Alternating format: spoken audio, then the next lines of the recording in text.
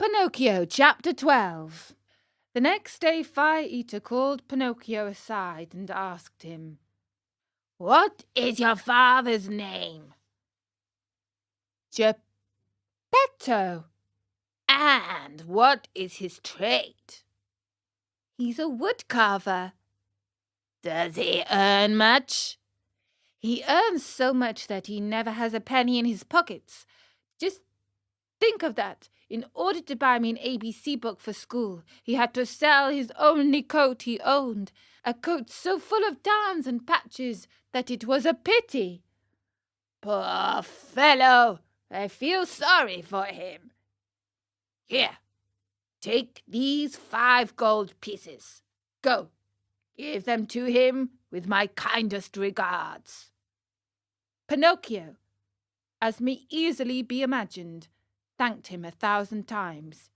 He kissed each marionette in turn, even the officers, and, beside himself with joy, set out on his homeward journey. He had gone barely half a mile when he met a lame fox and a blind cat walking together like 2 good friends. The lame fox leaned on the cat, and the blind cat let the fox lead him along. "Good morning, Pinocchio," said the fox, greeting him courteously. "How do you know my name?" asked the marionette. "I know your father well." "Where have you seen him?" "I saw him yesterday, standing at the door of his house." "And what was he doing?" "He was in his shirt sleeves, trembling with cold." "Poor father! But after today, God willing, he will suffer no longer." "Why?" "Because I have become a rich man." "You are a rich man," said the fox, and he began to laugh out loud. The cat was laughing too, but tried to hide it by stroking his long whiskers. "There is nothing to laugh at," cried Pinocchio angrily. "I am very sorry to make your mouth water, but these, as you know, are 5 new gold pieces." And he pulled out the gold pieces which Fire Eater had given him. At the cheerful tinkle of the gold, the fox unconsciously held out his paw that was supposed to be lame, and the cat opened wide his 2 eyes till they looked like live coals, but he closed them again so quickly that Pinocchio did not notice. "And may I ask," inquired the fox, "what are you going to do with all that money?" "First of all," answered the marionette, "I want to buy a fine new coat for my father, a coat of gold and silver with diamond buttons. After that, I'll buy an ABC book for myself." "For yourself?" "For myself. I want to go to school and study hard." "Look at me," said the fox. "For the silly reason of wanting to study, I have lost a paw." "Look at me," said the cat. "For the same foolish reason, I have lost the sight of both eyes." At that moment, a blackbird, perched on the fence along the road, called out sharp and clear, "Pinocchio, do not listen to bad advice. If you do, you'll be sorry." Poor little blackbird! If only he had kept his words to himself! In the twinkling of an eyelid, the cat leaped on him and ate him, feathers and all. After eating the bird, he cleaned his whiskers, closed his eyes, and became blind once more. "Poor blackbird!" said Pinocchio to the cat. "Why did you kill him?" "I killed him to teach him a lesson. He talks too much. Next time he will keep his words to himself." "Do you want to double your gold pieces?" "What do you mean?" Do you want 100, 1,000, 2,000 gold pieces for your miserable 5? Yes, but how? The way is very easy. Instead of returning home, come with us. And where will you take me? To the city of Simple Simons. Pinocchio thought a while and then said firmly, No, I don't want to go home.